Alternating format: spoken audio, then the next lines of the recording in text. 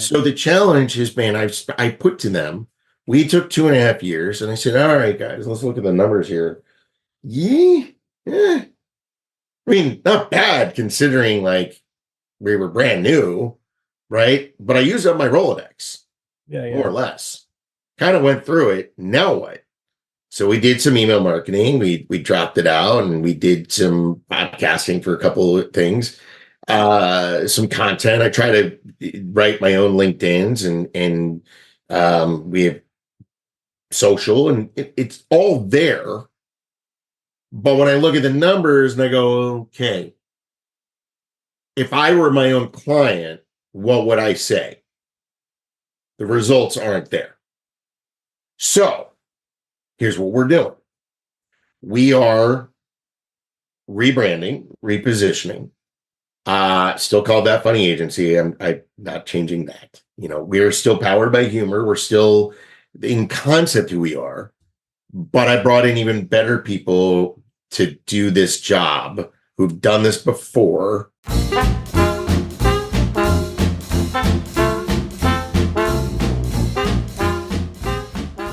Welcome to the show. I'm Brian Mattocks. I'm your host. This is the Hard to Market podcast. With me today is Jared Miller. Welcome, Jared. Hi, everyone. Jared, if you could give a deeply awkward interview or introduction of yourself, that would be super helpful. Or skip the awkward and go with whatever's easiest. No, everything I do is awkward. So this is just sort of given in the beginning of it. I'm the CEO of That Funny Agency. We tried to call it That Fucking Agency, but that wasn't really how we wanted to go with it.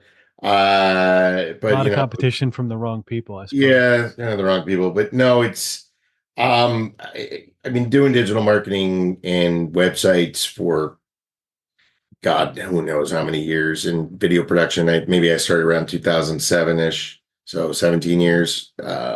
Before that, I was an actor. Surprising, right? Nice. I wanted to be kind of a character actor-y guy for a long time, and never really found my niche. I was doing well, but not well enough where when I met my wife, this could really be something to raise a family on. And I was just too frustrated with the idea of like not controlling my own fate. Being in charge it's not that I like being the leader per se. It's very hard to sort of just tell me what to do without me questioning and coming back with better ideas or different ideas or things that need to be bounced off of. I have an improv background, and best idea usually wins, but you need to be in the room where it happens, as they say, and say, let me throw out a bad idea so that you can jump on it with a better idea, and then maybe the best idea will come from that. Too many times I've been in rooms where you weren't even allowed to have that voice. So I started a sketch comedy group. So back to the acting, I was at a voiceover, and there was a glaring grammar error in it. What was it? I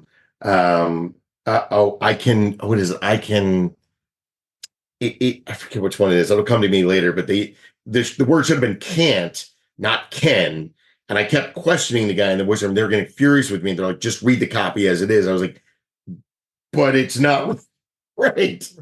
So I was like, I need literally the opposite of what you said. Right. I'll think of it in a second. Everyone will know exactly what I'm talking about. It's like, fuck it. And I was like, I should be on the other side of this thing. So I wanted to get into production. I did video production. We had this comedy group called Sketch Stuff Films, where we did online video. We did live action. We did stand-up. I had Ali Wong as a person come in. I had Phoebe Robinson, Freestyle Love Supreme came in, or Chris Sullivan from Freestyle. So we kind of did this like old sort of vaudevillian idea of sketch, improv, stand-up, and filmed all at the same time. And, it was really fun, and I loved it. And I had this writer's room, and we would get together and make no money. And I think a couple people, my friends, gave me a few $1,000 each just to get shit going because they're like, well, we like what you're doing. Here's some money to go play with, go get a better camera, etc.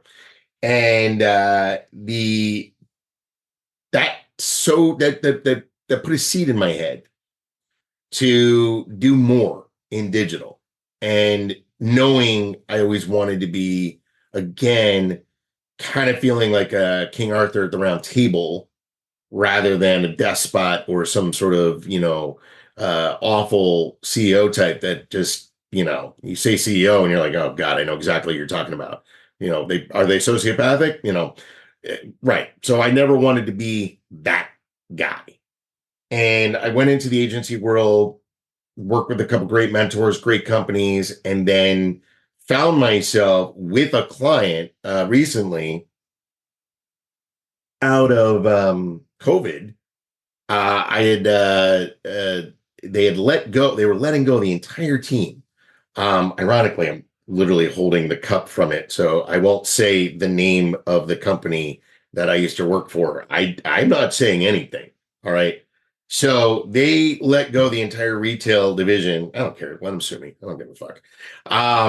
They let go of the entire retail division, and I was like, well, I have a client in hand. You guys told me to be in retail, but I other verticals. I've been working in education, nonprofit, health and wellness, energy. And they're like, well, how much is the client? I was like, I don't know, 300 to 400,000 is probably the contract. Sorry, we only work $1 million and up clients. It's like, really? Okay. So wait, you're letting me go and you don't want this client.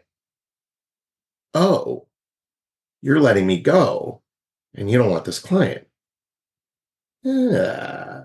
So not 30 minutes. I swear to God, this happened 30 minutes after they hung up. My buddy Greg called me, the co-founder of TFA, and he said, hey, I'm thinking of moving out of Bucks County. And I was like, it's time for That Funny Agency. He goes, it's time? Q2, 6 years ago, we had talked about this over a couple of bottles of bourbon or so, and thought, we could do sketch comedy for clients, and we could do, and I was like, oh, what, like That Funny Agency, get them on the phone? He's like, that's a great name. We got to get that URL right now. So we did. And we created a really funny logo that was like a hazmat thing. And it was, maybe I'll send it to you if you want to. I don't know if you do graphics on top, it'll show what it looked like. It's horrible, but it was, I was like, all right, so we are going to think comedy for clients, right? So comedy videos for clients. And strictly, that's where I was going to go, sketch comedy with it.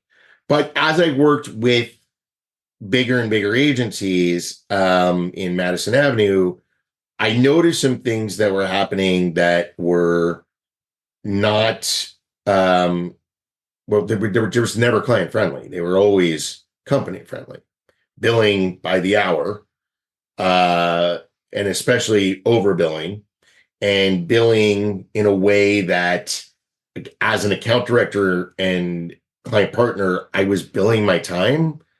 Why? I'm trying to upsell to you. So you're paying for me to upsell to you? And I would be told, they'd say, shut up. The agents, they generate. That's how we make money. And I go, but you're ruining the relationship.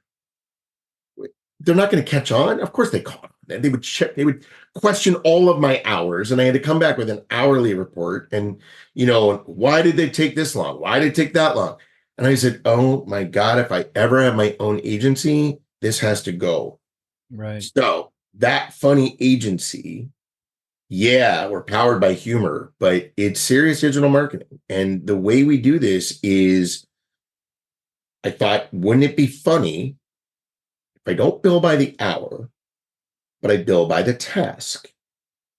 And the tasks are going to be measured by, and I loved Agile development. So Agile, I can do that with marketing and creative. Why not? Social media for the month. Hey, John, how much is social media for the month for this client? 12 to 16 hours, you think? Great. So you guys are going to get 4 story points. So they get 4 story points, and that's it. So if it goes over, This is where it gets to like really hard marketing, right? You have to explain this over and over and over again to clients. It's very difficult. But once they get it, they can see the value very quickly. If I go over those 16 hours, that's on me. That's on us. We will eat the costs because I told you what this would cost in story points. And if I go under, well, okay, we were efficient. Client already paid. They feel good about what they paid for. They agreed this is worth social media. And if I did it in 12 hours and it was great, and it always has to be, by the way, it always has to be tasks that are focused on ROI and ROAS. I'll get to that, but always focusing on results. Has to. We're not just doing heuristic changes because you told me, like Darth Vader, you think Darth Vader should be over here? Why? Tell me why Darth Vader should be over here. Does the data back up that Darth Vader should be over here? And that's going to help more conversions, for example. So before we move that, let's strategize. Let's think about that. You might be right. And if that moves over and it becomes a better fit for your model, it's great. Yeah. But I'm not going to waste your time or story points on things just because you say we should do it. And nor should we be wasting them on things we know are not going to move the needle. And if I get it, and this is the funny part, that's all funny, but if I figure out that social media actually took 10 hours or 11 hours for the month, I'm going to go back to the team and say, stop charging them for story points. I want you to go back to them and tell them, we were wrong. It only takes 3 story points. Going forward, you have an extra story point for another task we can do. So am I dumb? Am I like the worst businessman ever in trying to save clients like money at every single chance I can? Because it feels like it is the exact opposite of almost any agency I've ever worked at. So the irony there, of course, is you'll notice it in lifetime value of your clients, right? So the lifetime value should be pretty much forever, so long as that ROI or ROAS is great, right? So I think there's a ton of value in that, and it's not uncommon for businesses, a fair amount of the businesses that understand the way human psychology works, to move out of the direct cash representation, right? Yeah. This is why casinos use casino chips, right? This is why you have frequent flyer miles, because they're not dollars anymore, and they just spend different. And so, there's tons of value in that approach, and I think that's great. One of the things that's difficult, though, it's got to be, right, is how are you when you're presenting yourself to the market space, right? So, and everybody I've had on the show, when you ask them where they get their business, it's the universal answer is I get a bunch of it by referral. But the interesting part is when you actually have to go to market and confront those new guys. You talked about it already. There's a fair amount of an education process that you have to go through. How are you, how are you positioning yourself? It sounds like there's some challenges there from a positioning perspective, because your entire competitive sort of landscape is just crapping all over the place. And then, on the other side of it, you've got now that they've come in the front door, you have to explain to them that this front door is unlike the other ones. So you've got these multiple issues here. So how are you solving that stuff? And we need that answer in 38 seconds. It starts with your team first. If you think you can do it alone, you're a fool. If you're the smartest person in the room, get out of that room. Surround yourself with smarter, wonderful people who have a proven track record, people I've worked with in the past, people I adore. We call ourselves the TFA Avengers. We all have an Avengers name. I'm Captain America for obvious reasons.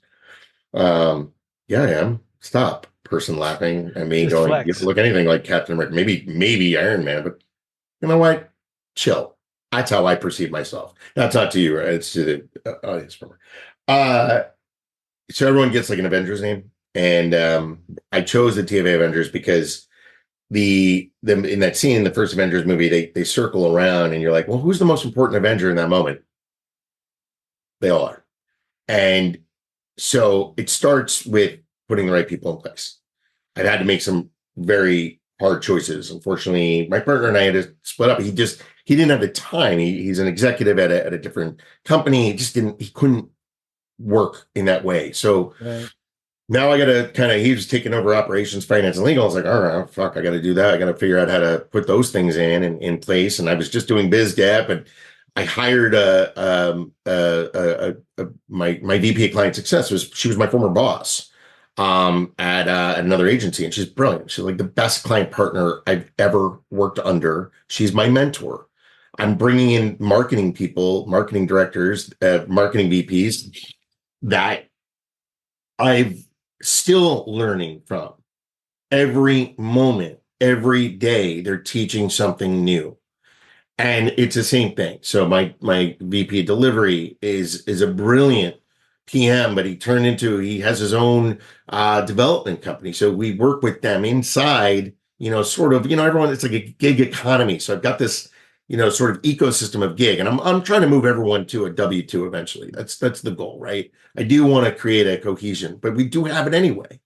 Right. So the challenge has been, I put to them, we took 2.5 years, and I said, all right, guys, let's look at the numbers here. Yeah, I mean, not bad considering like we were brand new, right? But I used up my Rolodex, Yeah. more or less. Kind of went through it. Now what? So we did some email marketing. We dropped it out, and we did some podcasting for a couple of things. Some content. I try to write my own LinkedIn's, and we have social, and it's all there. But when I look at the numbers and I go, okay, if I were my own client, what would I say? The results aren't there. So here's what we're doing. We are rebranding, repositioning. Still called That Funny Agency. I'm not changing that. We are still powered by humor. We're still in concept who we are, but I brought in even better people to do this job who've done this before. I shouldn't say better. That's not the right way to say it. I'm investing in more experienced team members and committing to them and saying, if you build it, they will come. The field of dreams. I know it because we do it for clients. Our first client, we crushed, did it phenomenally. Did we call it the monthly meal plan, 25 a month. Great. Redid their site, redid their marketing, all their materials. At the end of the year, we said, look at all the things we completed, look at all the conversions, measure to your money revenue, 300, 400% increase. No, 670% increase in conversions. Awesome. Guys, we have the model. Proof of concept works. Next big client refused to do the monthly meal plan, wanted a scope of work. I said, okay, two of the most evil things in the world are coming. Scope creep, change order. Worst things you could ever say to a client. Ever. Doesn't work. If you're in an agile methodology, if you're doing a monthly meal plan with story points, it's always flexible. You always can pivot. You're always able to do yes. It's yes and. It's improv. It's yes and. Right? We're just, the only difference is pushing things down the line as opposed to your priorities. But if you say to me, no, everything's a priority, well, then you got to give more story points. You got to buy more story points. It's just obvious. It's like, how many people fit on this boat? Only 6. Well, if you need a bigger boat, let's get a bigger boat. Otherwise, wait till the next one comes in, the next boat that comes in. So telling all that, marketing all that, pushing that out, pushing into this new way of saying it, and being affable, and being humanistic, and being even humanistic and human-centric, right? Our philosophy is to make digital more human, right? That's our mission. As AI comes in, it's fine. We embrace it. You got to use it, but make digital more human. because AI is looking if you look at the search engines, they're looking at FAQs. They're reading FAQs and going, how does a human being ask this question? So you need to have a site and content that answers or literally matches, how does a human being talk? Dumb it down a little bit. Maybe be funny. Well, yeah. Or understand that the context, I mean, it's a ton of it's context, right? So with all of this, right? You're not, if you broke a pipe in your house, you're not going in like typing, what is the rules and regs and code requirements for pipe replacement? You're typing in like, please, holy crap, I'm underwater. How do I stop this crazy thing, Jimmy? And so like when you start down that path, you go, okay, well, business is designed for people. How can I be the people-centric business? And I think it's really interesting because marketers, a lot of times, and I've written about this in the past, forget that like, yeah, your performance might be great. The search engine robots might say, by the way, you're doing it right. Right. But that doesn't necessarily mean you're doing it right. It means you've managed to move needles that the robots say are important. Are you converting? Is it turning into money at the end of the machine? And so I think a lot of folks kind of miss that point, and it really there's a lot of art there, believe it or not, right? And I'm sure you experience this in determining whether or not the needles you've moved are actually the right needles to even look at. I mean, they people are focused on KPIs that are outdated sometimes and don't make sense. I mean, GA4 I think did a great job and with really talking about engagement metrics as being a better indicator than necessarily volume. Yeah, how many new business you had. Who cares how much business you had? Is it quality business that's been on your site long enough and is filling out your forms? I'd rather have 10 people come to my site that were 100% converting and wanted to contact me than 10,000 that didn't. No. But don't you understand? It's a numbers game. Right. Impressions. If I jam more people in the top of the funnel, eventually they have to come out like but so many people are going to see it. Okay. Yeah. What people? Yeah. Anybody that sells you exposure is selling you a raft of crap. I think that's really the thing, right? Like, and you run into it, particularly if you've got a talent background. Yeah. Oh yeah, we want you to take this gig for free for the exposure. It's the same thing. Like, oh yeah, I can get you, 200,000 views on YouTube. Okay, are they good views? Oh well, are they in your target market? Are they the right people? And we run into it too in the podcasting space. It's like, oh yeah, I want to be Joe Rogan. Yeah. Does Joe Rogan's audience represent your ideal client? Like, and if that's the case, maybe we can talk about how that might happen. But for the vast majority of the businesses out there, it really just doesn't make sense. And you have to determine that. So when somebody comes at you as a potential client and they tell you that the most important thing is the icons are cornflower blue, and you're like, dude, you're just missing the whole story. I think that part of the conversation gets very, very difficult.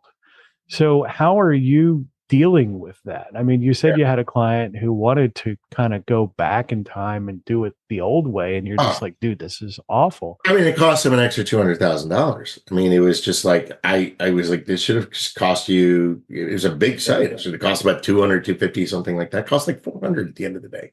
And I said, you got your story told, but you kept changing your mind 3 different ways. And you didn't allow the flexibility to be built in and to pivot based upon data and what you've learned next, right? So one way to avoid that is, and this is something that I do in my hiring practice, is bringing on storytellers, actors, writers, artists, creatives, people that have like love musicians. Like I can't play a single note, and if you heard me sing, people would probably say, you ruined music for me. You ruined it.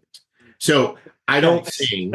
Yeah, even though they were like, "Have you ever done musical theater?" I did. I did a musical theater. I played Chico Marx at a New York Music Film Festival, and they were like, "But you had to sing in that." I was like, "Oh no, I mouthed the words. I didn't let my voice come out of that." People next to me are like, "You're not even singing, are you?" I go, Any place that they have me sing, they better issue torches and or pitchforks at the same time. but For good reason. musicians and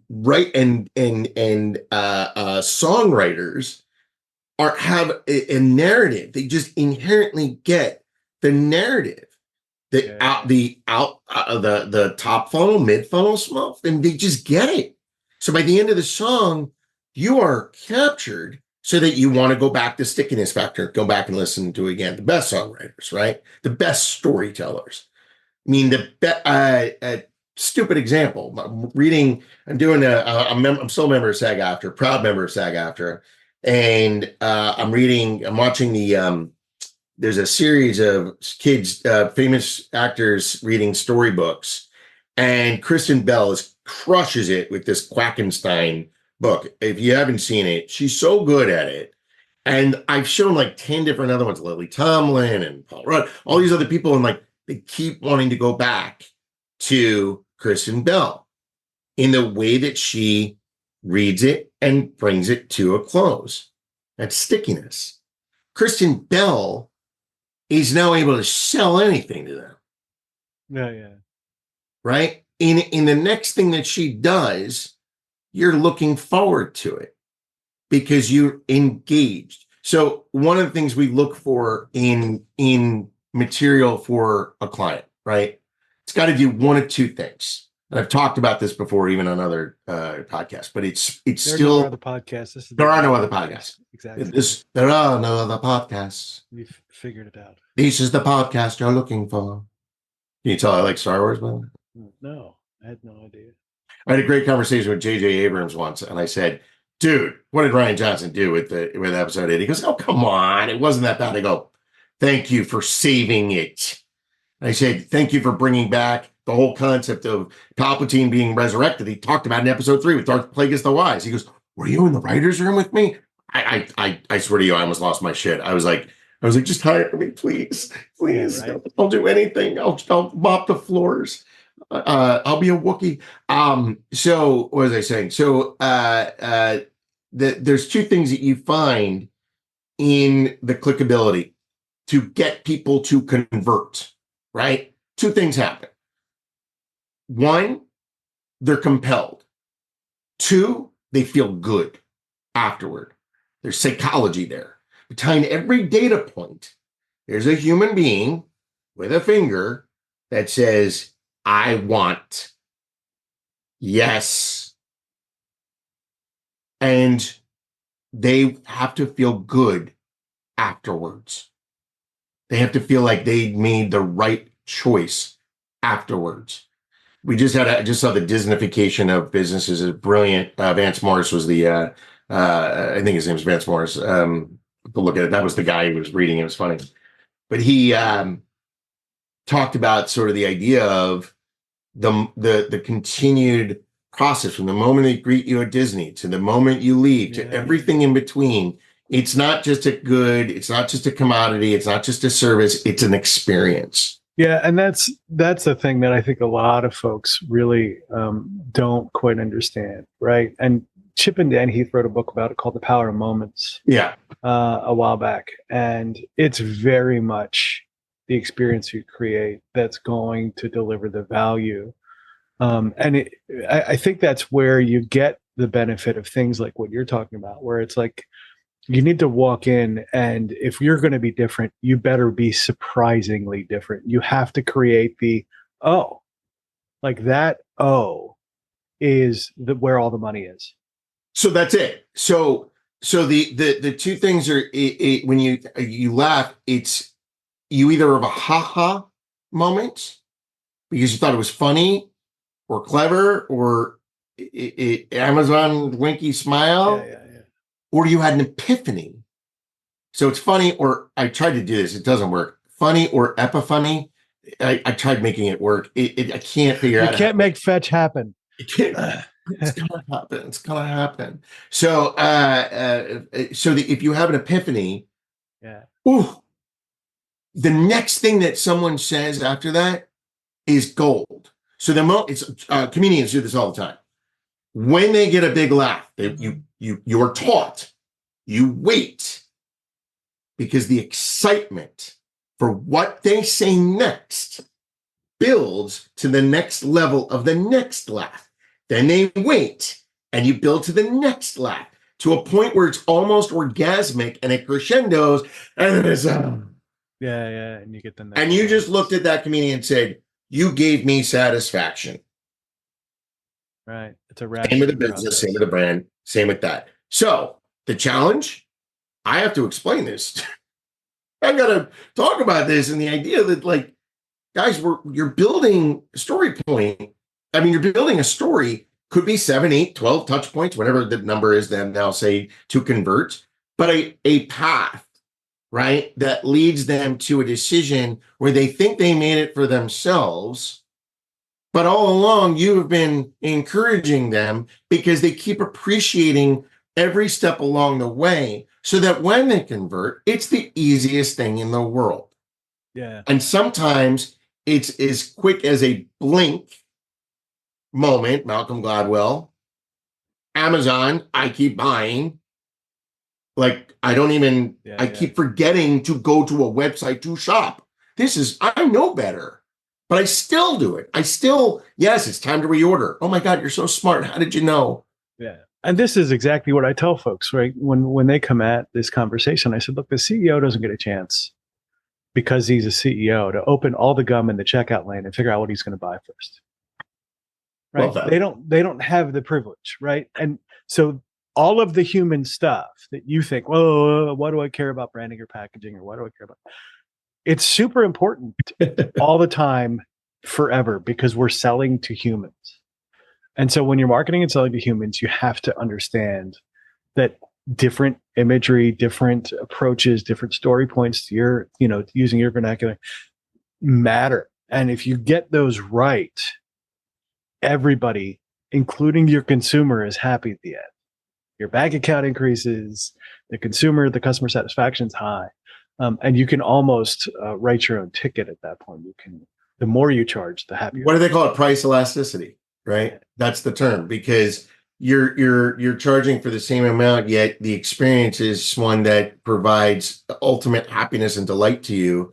And an agency relationship should be no different. Yeah, absolutely. No different.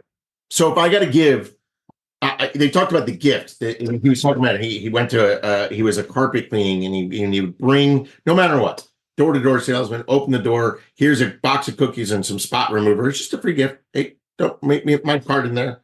No matter what, you got this great little product. So I'm coming up with a version of that I can do for clients. That's 8 to 10 hours. So I'll have my SEO look at, just do it. Like, don't go deep. Just quickly scan. What do you find? UX, UI, quickly scan the site. What do you find? You do use accessibility. Go check ADA compliance. Go check GT metrics. Go see the page speed.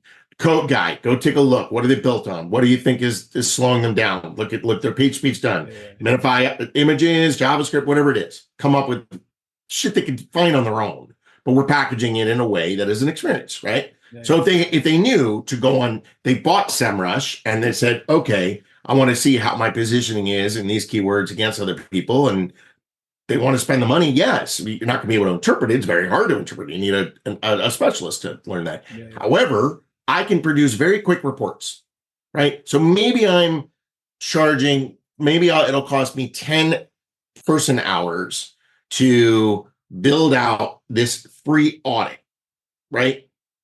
And hey, that funny audit, we'll call it that, right? So everything's going to have to be that funny. So that funny audit is sent to you, and it's not a sale. It is, you can find this information on your own.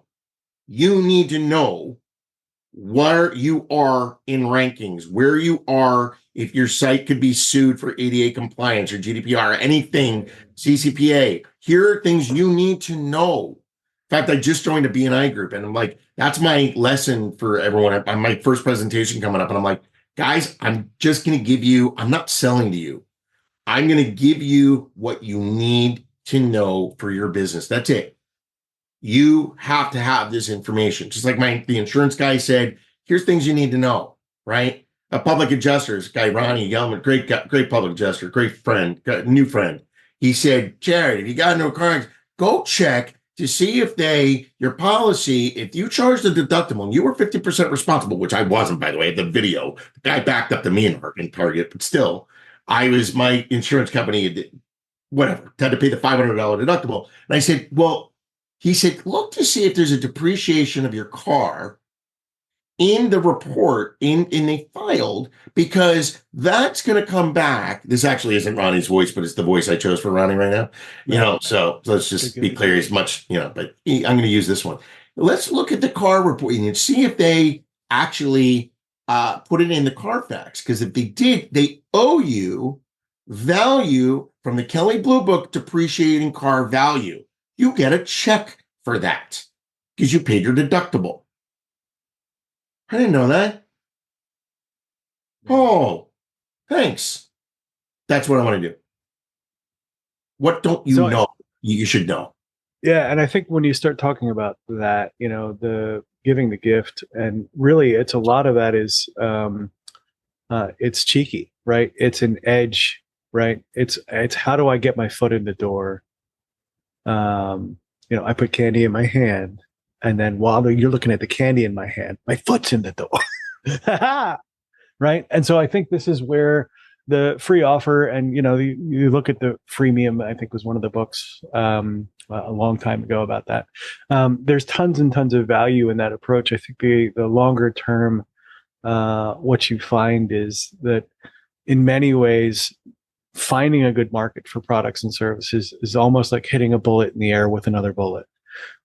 It's really, really hard to do because you have to find a client who needs what you have, that is at a position where they're on a burning platform and need to get off, and you're the only person in the area. Getting all of that together is tough. And so the process of curating your clients from that initial kind of toddler stage of understanding of your market space through to, that full mature, ready to make a good, adult decision, that takes time, and that time and cultivation and how you get folks through that story is really, really very difficult, because you can't just give a toddler a report like what you're talking about and expect that they're going to go, oh, this is better.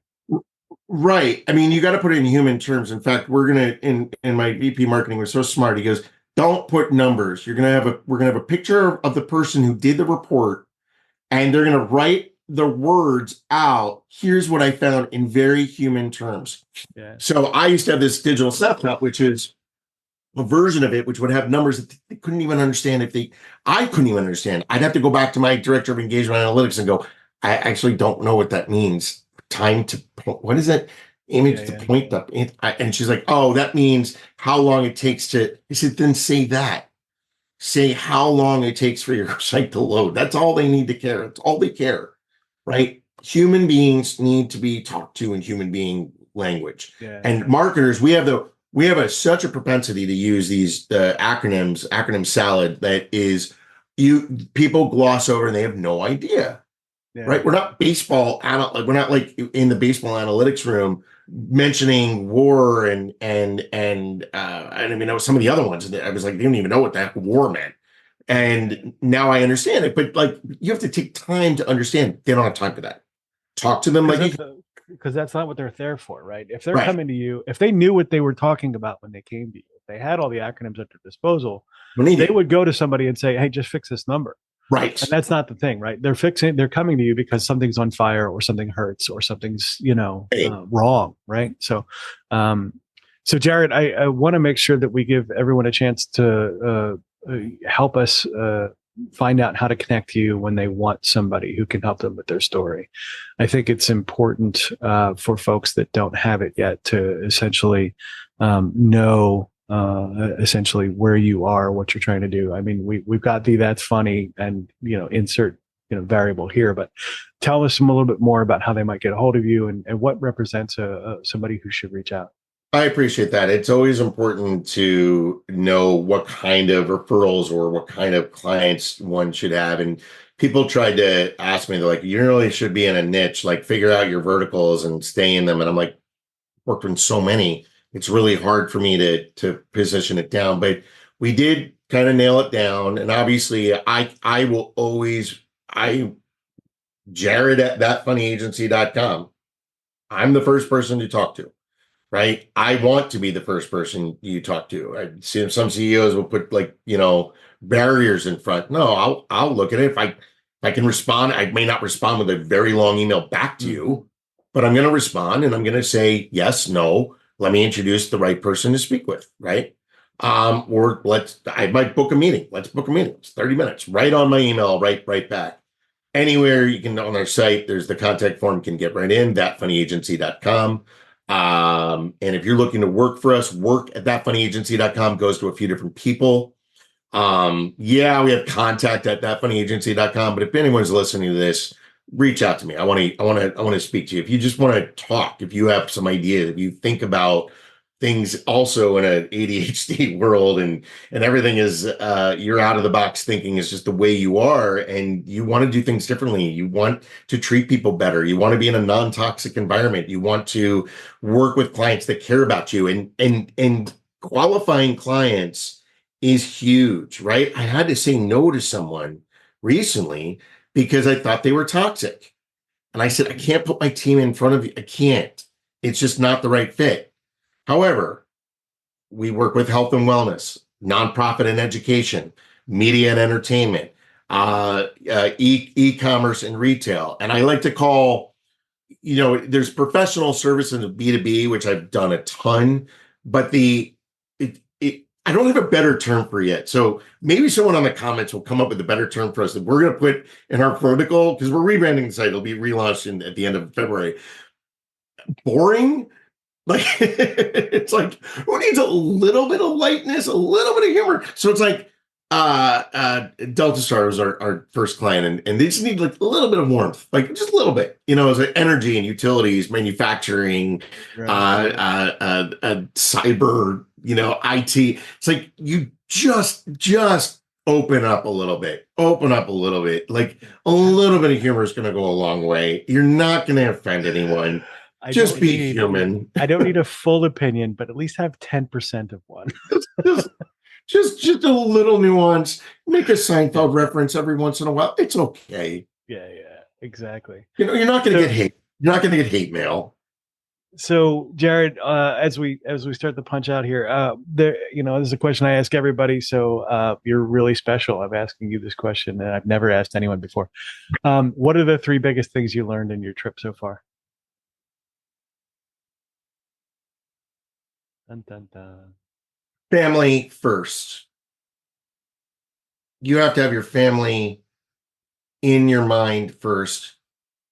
They're the most important thing in your world. Treat them as such.